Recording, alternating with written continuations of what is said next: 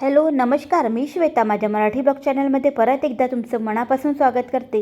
तर मैत्रिणींनो, आता माझ्याकडे आज गेस्ट येणार आहे. आता गेस्टमध्ये तर मुलीच वगैरे आहेत म्हणा. डिनरला मी बोलवलेलं आहे. तर म्हटलं रोज रोज स्वयंपाक तर आपण करतोच म्हणा, पण म्हटलं आज काहीतरी वेगळं असं करूया आणि छान असं झणझणीत आणि चमचमीत करूया. आता वरण भात भाजी पोळी तर आपण रोजच बनवतो आणि काही मुली असं असतात ना, मुलींना ना असं काही वेगळं जर बनवलं तर त्यांना आवडीने खातातही. आता मी त्यांना बोलवल्या जे आहेत तर ती माझ्या 2 पुतणे आहेत, माझी नणद आहे, नंदीची मुलगी आहे. आता ह्या दोन्ही, माझी एक पुतणी पण माझी भाची पण, हे ना बाहेरगावी राजस्थानला वगैरे राहतात. तिकडे गेलेले आहेत, शिक्षणासाठी गेल्या आणि तिकडेच त्यांना नोकरी पण लागली. मग त्या येतात 6 महिन्यातून एक वेळा वगैरे. तर म्हणून ना म्हटलं चला आता आल्याच आहे तर त्यांनाही घरी आपण बोलूया. आता मधात 1-2 वेळा आल्या पण त्या अशाच आल्या होत्या. तर आज ना स्पेशली मी त्यांना बोलवलेलं आहे. तर म्हटलं चला आजच्या मेनूमध्ये आपण काय बनवूया. तर मग मी ठरवलं की आपण बनवूया मस्त असे ढोकळे केल्यानंतर ना मस्त असं आलू चाट, जो आलू टिक्की चाट असतो ना तो करणार आहे आणि आमरस करणार आहे. आता एवढं सगळं करायसाठी तर मला भरपूर वेळ जाणारच आहे. तर मग मी काय केलं, मगाशीच ना डाळ तांदूळ तर तुम्ही बघितलेलं आहे. सकाळीच मी डाळ तांदूळ भिजत घातलेले होते उडदाच्या, आणि त्याच्यात थोडीशी उडदाची डाळ पण मी बारीक करणार आहे. तर हे सगळं ढोकळ्यासाठी मी भिजत घातलेलं होतं. जेव्हा आपण डाळ तांदूळ वगैरे भिजत घालून जे ढोकळा करतो तो ढोकळा खरंच एकदम मस्त आणि अप्रतिमच होतो. म्हटलं चला आता त्याचाच ढोकळा करूया. आणि सोबतच मग काय केलं मी, मग 1-1.5 वाजता बारीक केलं आणि नंतर 7 वाजता मग मी ढोकळा करणार आहे. आता वेळेवरच ठरवलं होतं त्यामुळे, नाहीतर मी आदल्या दिवशीच वगैरे भिजत घातलेलं असतं. त्यानंतर मग आता 4 वाजताचा चहा वगैरे घेतला. त्यानंतर मग पूर्ण घर आवरलं, झाडून काढलं आणि मग आपल्या या कामाला लागलेली आहे. कारण की काहीच पूर्वतयारी मी नव्हती माझी. सोबतच ना चाटसाठी आपल्याला वटाणे वगैरे लागतात. आता वटाणे पण टाकू शकतो, कोणी सोले पण टाकू शकतात, कोणी जर आपल्याकडे काबुली चणे असतात ते पण टाकू शकतात.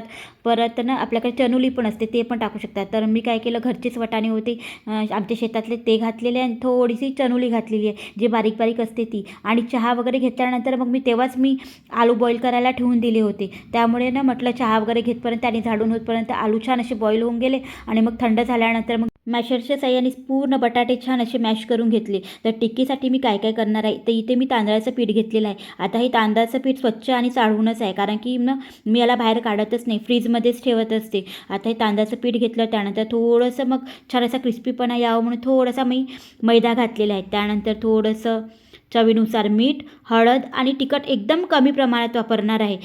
परत ना हा चाट मसाला आहे, तर चला म्हटलं हे पण थोडंसं यामध्ये घालूया. आता आपण चाटच तयार करणार आहोत ते आलू टिक्कीचं, तर मग चाट मसाला तर हवाच. तर ते घालून घेतलं आहे आणि छान असा सगळे एकजीव केल्यानंतर गोळा तयार करून घेतलेला आहे. तर आता हे काम तर माझं झालेलं आहे. बटाटे वगैरे बॉईल झाल्यानंतर लगेचच मग मी कुकर घातला आणि कुकरमध्ये मग मी वटाणे पण सकाळीच भिजत घातलेले होते. तर ते वटाणे मग लावून दिले. म्हटलं आता ते पण वटाणे बराबर 4-5 सिटीत होऊन जाणार. आता तेवढं होतपर्यंत चला म्हटलं आता आंब्याचा रस करूया. आता सीझनच आहे आणि आता आंबे आता संपणार पण आहे. तर म्हटलं चला आता शेवटचा 1-2 वेळेचा जो काही आंब्याचा रस आहे तो करूया म्हणून मग मी आज मस्त असा आंब्याचा रसच करणार आहे. आणि छान असे फ्रेश आंबे मला मिळाले आणि आंब्याचा रस खरंच खूप छान असा गोड पण झालेला होता आणि सगळ्यांना आवडला पण होता. तर जास्त नाही केला मी, थोडासा 1 किलोचाच केलेला आहे. तर पण अद्रक लसूणसुद्धा तयार नव्हतं, तर वेळेवर मग मी अद्रक लसूणसुद्धा बनवणार आहे. आणि ढोकळ्यासोबत तर चटणी हवीच, तर म्हणून चण्याची डाळ मी सकाळीच भिजत घातलेली होती 4-5 तासा अगोदर. तर ती पण छान अशी भिजून गेलेली आहे. आणि बघू शकता आपले वटाणेसुद्धा छान असे बॉईल झालेले आहेत. आणि शिजले की नाही हे सुद्धा तुम्हाला दाखवते. थांबा, आता थोडं गरम आहे. आणि घरचे वटाणे ना खरंच एकदम मस्त असे शिजून जातात. 4-5 सिटीतच छान असं शिजून गेले. तर चला आता सगळं, तर आता आमरसही झाला, आलू टिक्कीचंही तयार केलेलं आहे. आता मी बनवणार आहे, तर उसळ बनवून घेणार आहे. तर उसळसाठी अद्रक लसूण वगैरे मी आत्ताच बारीक केलेलं आहे. फक्त लसूण माझ्याकडे सोडलेलं होतं, बाकी अद्रक लसूण वगैरे नव्हतं तयार, सगळं मी याच टायमिंगवर केलेलं आहे. तर त्यामध्ये मी काय घातलेलं आहे सांगा. त्या पहिले तेल घातलं, त्यामध्ये 2-3 तमालपत्र घातलेले आहेत, त्यानंतर अद्रक लसण कांदा एक चिरून घातलेला आहे, त्यानंतर अद्रक लसण घातल्यानंतर छान असं कळसवल्यानंतर पूर्ण जे काही बेसिक मसाले आहे घरचे, धना पावडर, जिरा पावडर, तिखट, मीठ, मसाला, काळा मसाला, जे काही आहे मीठ, हे सगळं घालून घेतलेलं आहे. त्यानंतर मग आपले वाटाणे तर बॉईलच आहे, त्यामुळे उसळ करायला जास्त काही वेळ लागत नाही. आणि हो, आपण जेव्हा चाटचा जेव्हा उसळ बनवतो ना, ही तिखट नसते बनवायची, थोडीशी फिकीच बनवायची असते, कारण की ना मग खाताना मुलांना पण खाता आली पाहिजे, म्हणून मी जास्त काही तिखट बनवलेलं नाही. आणि याचं जी ग्रेव्ही असते ना, ती ग्रेव्हीसुद्धा घट्ट नसते करायची, आपल्याला थोडीशी पातळसरच ठेवायची आहे. चला मग आता इकडे उसळ केलेली आहे, तर इकडे आपण चटणी बनवूया. तर फक्त चटणी मी चण्याची डाळीचीच बनवणार आहे. चण्याची डाळ घेतलेली आहे, त्यामध्ये 2-3 मिरच्या, छान असं मस्त कोथिंबीर आणि 2-3-4 लसणाच्या पाकळ्या आणि थोडंसं ना मी घरचंच खोबरा कीस घातलेला आहे. तर हे सगळं टाकून मग आता चटणी बनवणार आहे. तर आणि थोडंसं ताक पण टाकलेलं होतं, घरी ताक होतं तर मग ताकही घातलेलं आहे आंबटपणा यावा म्हणून. आणि बस तेल घालून त्यामध्ये जिरं मोहरीची फोडणी आणि थोडंसं कढीपत्ता वगैरे घालून मग मी चटणीला फोडणी देणार आहे. या कामाला ना मी थोडी लवकरच लागली होती, कारण की एवढे सगळे पदार्थ मला बनवायचे होते आणि आता एवढं सगळं करायला एकटीला वेळच लागतो, म्हणून ना थोडं लवकरच मी कामाला लागलेली होती. तर बघू शकता आपली चटणी तयार झाली आहे. चला मग आता ढोकळ्याचं आपण करूया. आता डाळ तांदूळ तर मी तेव्हा बारीक केलेच होते, आता ही आहे उडदाची डाळ, ती पण मी बारीक करून घेतली आणि हे सगळं मी एकजीव करून घेणार आहे. जेव्हा केव्हा आपण डाळ तांदळाचा ढोकळा बनवतो ना, त्यामुळे उडदाची डाळ ही नक्कीच घालायची, त्यामुळे छान असा स्पंजीपणा येतो. म्हणून ना आता सगळं घातलेलं आहे, एकजीव केल्यानंतर आता यामध्ये मी काय काय टाकणार आहे तर हे पण तुम्हाला मी शेअर करते. चला मग आता यामध्ये मी सगळ्यात अगोदर घालून घेणार आहे, थोडंसं मला घट्टपणा वाटतं म्हणून थोडंसं मी पाणी घातलेलं आहे सगळ्यात अगोदर. आणि इकडे ताट मी असं खोलच घेतलेलं आहे, तर त्याला मी तेल लावून घेते आणि पहिलेच पातेलं आपल्याला ठेवून द्यायचं आहे गॅसवर, आणि त्यामध्ये आपल्याकडे रिंग असेल तर रिंग ठेवायची आणि मग त्याच्यावर मग हे ताट आपल्याला ठेवायचं आहे तेल लावलेलं, जे ग्रीसिंग आपण केलेलं आहे ते. तर ना ढोकळ्याच्या मिश्रणामध्ये आपल्याला मी घातलेलं आहे 2 बुटली तेल घातलेलं आहे. एका साईडला पाणी पण मी गरम करायला ठेवलेलं आहे. आता कशासाठी ठेवलं हे तर सांगतेच.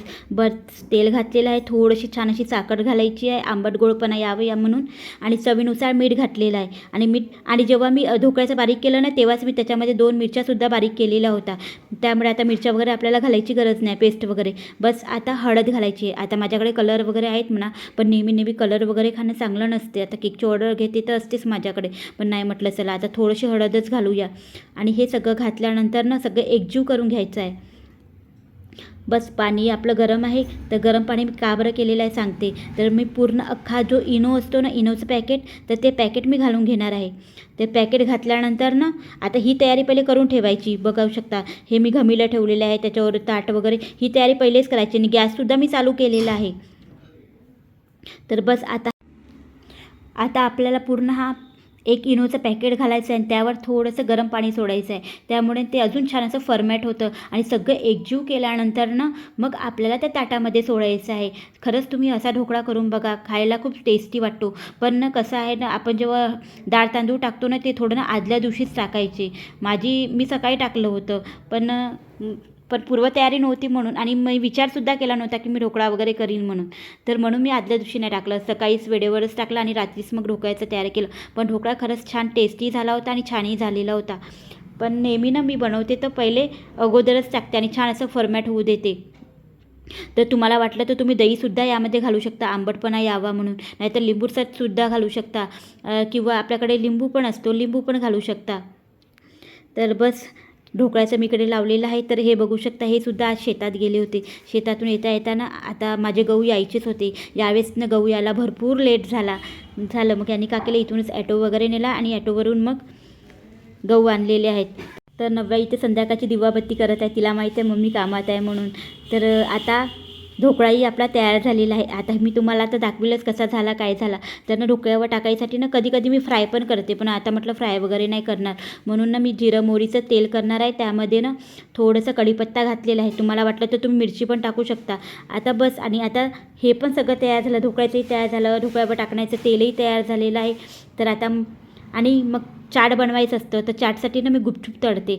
तर हे पाणीपुरीचं पॅकेट ना, जे वाळलेले पाणीपुरी असतात ना, तेच विकत आणते मी आणि मग घरी तळून घेते. आणि तळून घेतल्यानंतर आता एकदम काही नरम वगैरे नाही पडत आता, कारण की बनवायचंच आहे मला थोड्या वेळात, म्हणून मी सगळे तळून घेतलेले आहे. आणि बस इथे टिक्कीचं मी तयार मगाशीच केलेलं होतं. तर परत ना थोडंसं नरम आलेलं होतं, तर मग मी परत त्यामध्ये तांदळाचं पीठ घातलं आणि थोडंसं घट्ट डो तयार केलेला आहे. तर तांदळाचं पीठ आपल्याला का बरं घालायचं असतं, जो आपण चाटसाठी जो आलू टिक्की तयार करतो ना, ती टिक्की फैलू नये म्हणून. आणि खरंच खूप छान वाटते, तुम्ही एकदा नक्की ट्राय करून बघा. तर बघू शकता आपली टिक्की पण थोडंसं शॅलो फ्रायच करणार आहे मी, डीप फ्राय नाही करणार. आणि जेव्हा मी उसळ बनवली होती ना, त्यामध्ये सुद्धा मी कमीच तेल वापरलेलं आहे.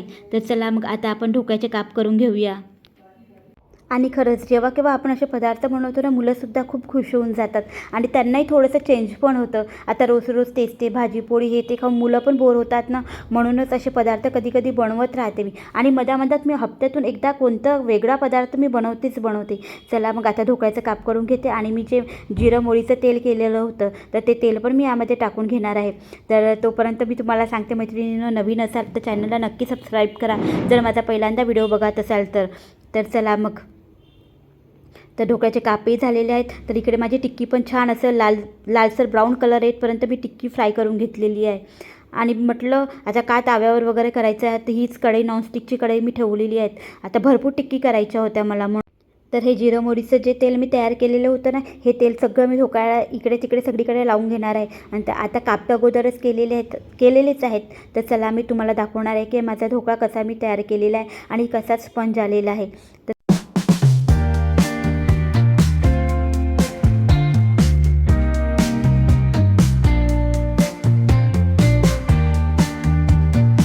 तर आलू टिक्की चाटसाठी जे आपल्याला बारीक बारीक कांदे असतात, ते सुद्धा कांदे चिरून ठेवले, छान असं कोथिंबीर चिरून ठेवला. मग मी दहीला मीठ लावून ठेवून दिलं. परत ना शेव आपल्याला लागते, शेवसुद्धा काढून घेतलेली आहे. शेव तर रेडीमेडच बोलवली आहे. चला मग आता मी इथे टिक्की घातलेली आहे. टिक्की घातल्यानंतर मी तयार केलेली जी उसळ आहे, ती उसळ घालून घेतलेली आहे. बस त्याच्यावर थोडंसं दही, आंबट गोडपणा यावं म्हणून. आता मला ना जास्त असं आंबट पदार्थ म्हणजे जे काही आपण इमलीचे पदार्थ वगैरे मला नाही आवडत, म्हणून मी इमलीचं वगैरे ते काही बनवलेलं नाही पाणी आज. तर ना बस वरतून ना मी पाणीपुरी जी तळलेली होती, त्याचे आपल्याला 2 पाणीपुरीचे असे क्रश करून टाकायचे आहेत. त्यानंतर वरतून शेव. तर बस आपलं चाट तयार झालेलं आहे. तर असे पदार्थ मुलांना का नाही आवडणार जेव्हा आपण घरी बनवू तेव्हा. तर बस आता इथे मी ढोकळा ठेवून देणार आहे साईडला. आता जेव्हा ढोकळा म्हटलं की चटणीशिवाय तर मजाच नाही, तर चटणी म्हणूनच चटणी पण मी केलेली आहे. न परत सोबत आंब्याचा रसही केलेला आहे छान असा मस्त.